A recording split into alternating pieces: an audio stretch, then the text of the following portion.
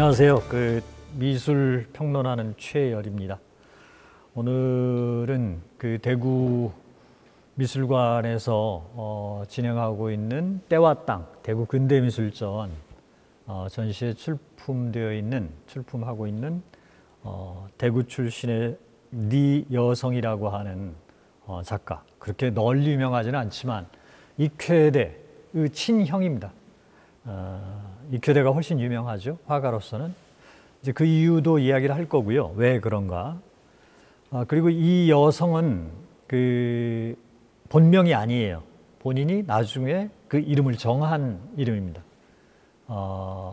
별이 되다, 별이 되고 싶다, 별 같다, 별을 따르다, 이제 일종의 그런 의미죠. 여라는 게 그런 별다른 의미가 없는 낱말이 한자니까.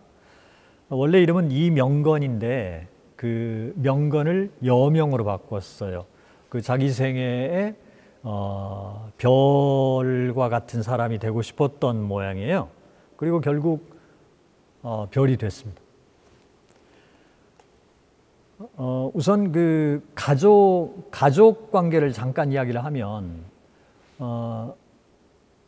아버지 어머니가 칠곡에, 지금은 대구가 됐습니다만은 그때는 이제 대구 시내는 아니고 칠곡의 삼만석군이었어요. 굉장했죠. 거기에 이제 큰아들로 태어나서 일찍 한양, 서울로 유학을 갔고요. 그러다가 아무래도 서울에서도 학교가 마땅치 않았던 모양이에요. 명문 학교인 보성학교, 또 그것도 마음에 안 들었는지 중앙학교로 계속 전학을 하다가 그도저도 이제 어쨌든 해서 졸업을 하고 중국으로 건너가요. 중국에서 굉장히 자기 생애를 결정짓는 중요한 두 분을 만나는데 김약산, 김약수라고 하는 이름을 지닌 간단하게 말하면 사회주의 운동가, 공산당 활동가들이었죠. 이분들을 만나서 매우 친하게 지내면서 금능대학에 유학을 합니다. 조국은 일제 식민지로 억압을 당하고 있었고, 그래서 이 젊은 유학파 3명의 청년들은 공부만 하지 않고 거기에서 둔전병이라고 하는 군대를 조직을 해요. 그러니까 정착을 해서 농사를 지면서 평소에는, 그리고 비상시에는 총을 들고 나가서 싸우는, 그게 둔전병이라고 굉장히 역사적으로 오래된 건데요. 강력해요, 군대의 전투력이. 어쨌든 그런 활동을 시작한 젊은 청년이었다는 것. 그러니까 간단하게 말하면 굉장히 뛰어나고 똑똑하고 눈부신 청년들이었겠구나, 이런 생각을 우리가 이제 할 수 있습니다. 그런데 뜻밖의 3.1 민족해방운동이 국내에서 일어났고 이 젊은 청년들은 견딜 수가 없었습니다, 멀리서. 그래서 국내로 잠입을 해 들어왔고 대구로 돌아와요. 자신들이 이제 아는 사람이 많은 고향인 거죠. 해성단이라고 하는, 별을 좋아하는 모양이에요. 해성, 그러니까 샛별 같은 청년들의 모임, 해성단을 조직을 했고 거기 활동을 하다가, 대부분 그렇지만 다 어설프다 보니 노련한 일제헌병에게 다 체포를 당합니다. 징역을 3년을 사세요, 젊은 청년 시절에. 그래서 이런 식으로 활동을 해서는 그냥 금방 아무것도 못하고 끝나는구나 하는 걸 또 깨우치고, 경험이죠. 해서 22년, 그러니까 22살, 1901년에 태어났으니까 1919년이면 얘가 19살이고 22년이면 22살이에요.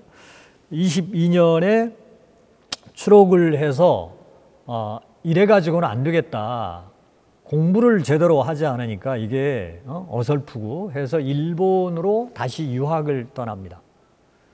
릿교대학에 입학을 해서 정치경제학을 전공을 하고 거기에서 이제 학문적으로 굉장히 성숙을 해요. 그리고 그게 또 재벌은 누구 못 준다고 북성회라고 하는 별을 좋아합니다. 북쪽의 별, 북해의 별, 너무 멋있죠. 이 낭만적인 측면, 문학적 감성, 이게 나중에 이제 화가로 활동하는 걸 보면 그런 게 있었던 모양이에요. 그래서 북성회를 조직을 하고 척후병이라고 하는 척후대라고 하는 자기들의 기관지도 만들어서 대중들하고 이제 함께 이렇게 할 수 있도록 그러한 노력도 하고. 그런데 아까도 여러 번 이야기했지만 별을 사랑하는 젊은 청년의 낭만적 감성 이런 걸 참을 수가 없어서 역시 그림이 최고죠.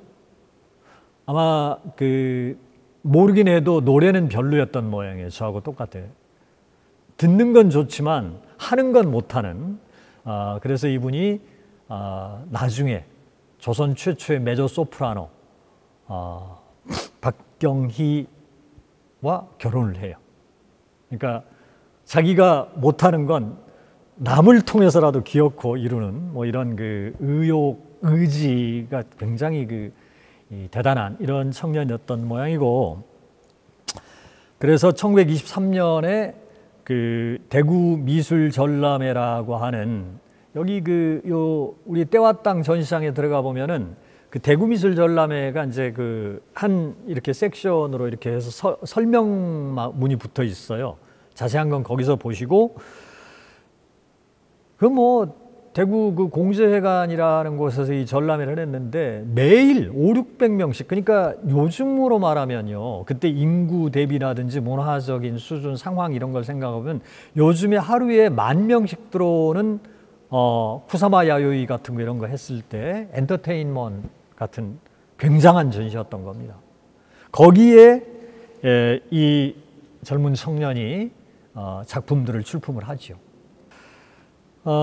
근데 이분은 화가로만 자기 생애를 살 수 있는 그런 사람은 아니어서 그 다음에는 서울에서 이제 원래 북경 금능대학에서 만났던 김약수라든지 이런 아주 이 눈부신 활동가들이 있어요. 이런 분들하고 해서 다시 북풍회, 북쪽의 바람, 북쪽의 태풍, 그래서 남쪽의 섬나라의 일본 제국을 쓸어버리겠다, 이런 의미입니다. 북풍회 이런 게. 그리고 이제 그 다음에는 또 일월회. 이제 별은 너무 작아요. 그래서 달과 태양의 크기로 일월회를 조직을 하죠.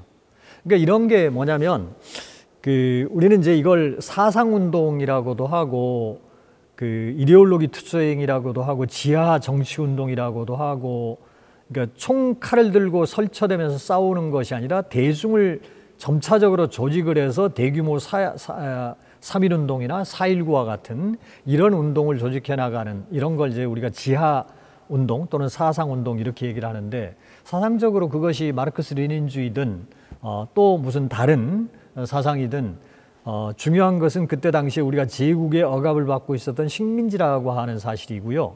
많은 것들을 수탈을 당하고 있던 시절이라는 것. 이래서 이 젊은 청년들이 그 제국에 저항하는 식민지 해방투쟁, 그러니까 이건 독립운동이라는 겁니다. 이렇게 해서 젊은 날부터 이 대구 출신의 이른바 국제적 규모의 활약을 펼치는, 그러니까 만주, 중국, 또 일본, 동경, 서울, 경성, 대구를 망라하는 국제적 규모의 독립 투사였던 겁니다. 매우 능력이 있었던 모양이에요. 메조 소프라노, 한국의 최초의 윤심덕은 한국 최초의 이제 소프라노고요. 여기는 메조 소프라노라고 그럽니다. 그래서 그 부인하고 결혼을 했는데 긴 이야기보다도 부인을 참 고생을 많이 시켰어요.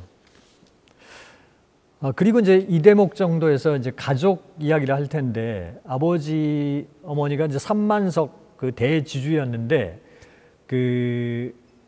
형이 일찍이 이 해외로 이렇게 돌아다니는데 동생이 나이 차이가 한 7살인가 상당히 차이가 많이 져요. 동생 이쾌대가. 근데 동생은 그런 사회운동을 하는 사람이 아니고 화가로서만 활동을 해요.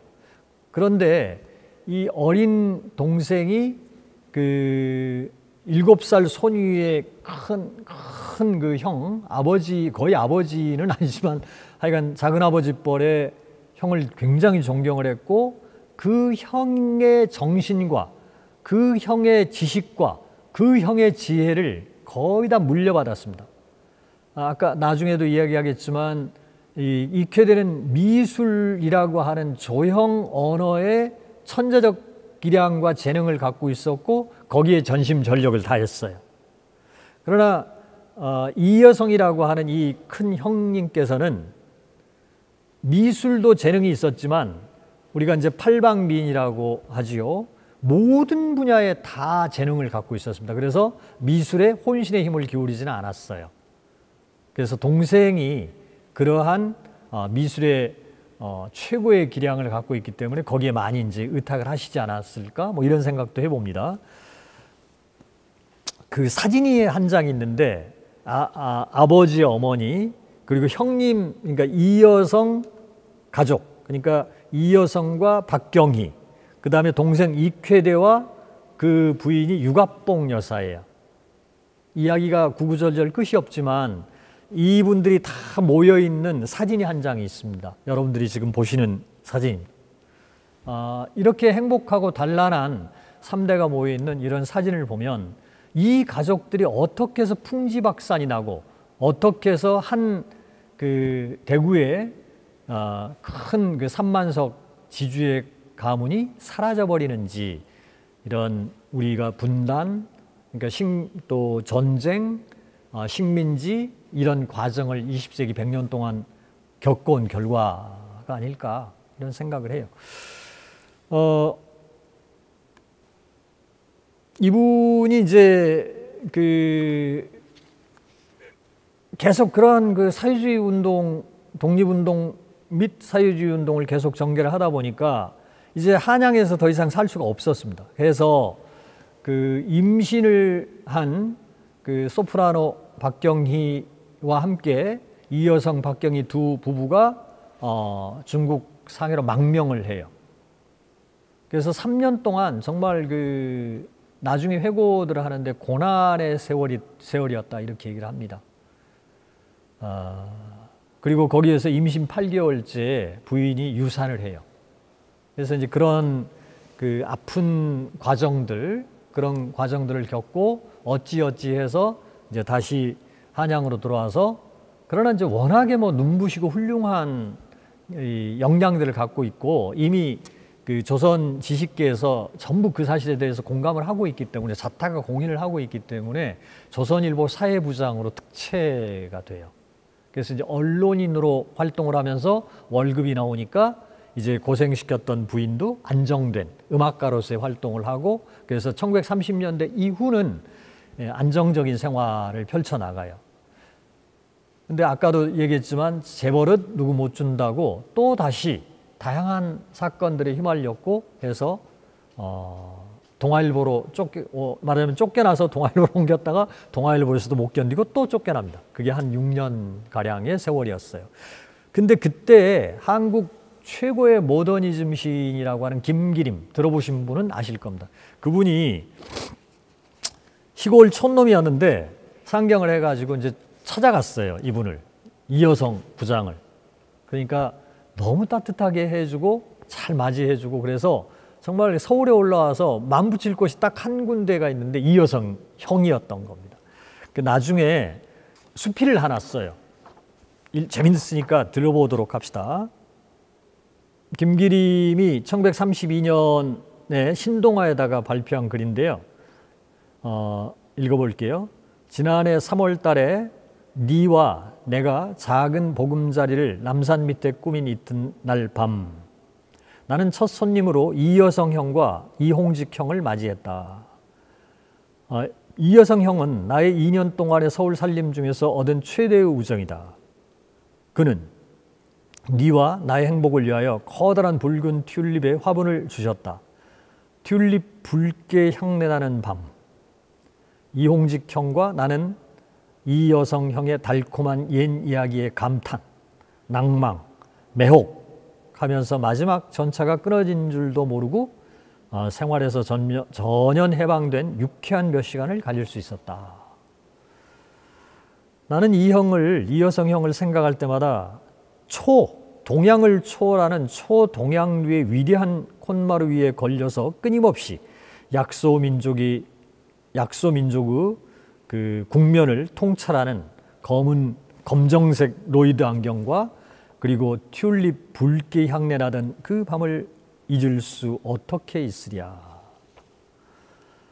그 동생이 그린 형의 초상이 있어요. 지금 서울 덕수궁의 문학과 미술 전람회 전시를 하고 있는데요. 그 작품을 보면 이 로이드 안경을 보실 수 있을 겁니다. 인간성을 우리가 여기서 한 단편을 알 수가 있는데 이 여성이라고 하는 분이 생김새만 보면 익회대가 말상인데요. 시커멓고 크고 말처럼 생겼는데 그거보다 더 강렬한 우수한 종마의 모습. 그래서 무서운 사람일 것 같은데 김기림의 이 회고를 읽어보면 신혼 첫날 밤이 지나고 그 다음날, 첫날 안 간 게 다행이죠. 다음날 가서 자정 넘게 밤새도록 이 깨알 쏟아질 수 있는 이 두 신혼부부의 깨알을 깨트리고 자기들끼리 모여서 옛 이야기, 혼자 동무대였던 거죠. 여기 보면 옛 이야기라는 게 이제 우리 조선 역사 이야기죠. 인간성을 우리가 이제 이 사람이 어떤 인간이구나 하는 거, 튤립 이따만한 걸 또 갖고 가서 또 선물도 하고 이런 걸 보면 아주 이 사람의 그 여러 측면들을 헤아릴 수가 있지 않을까.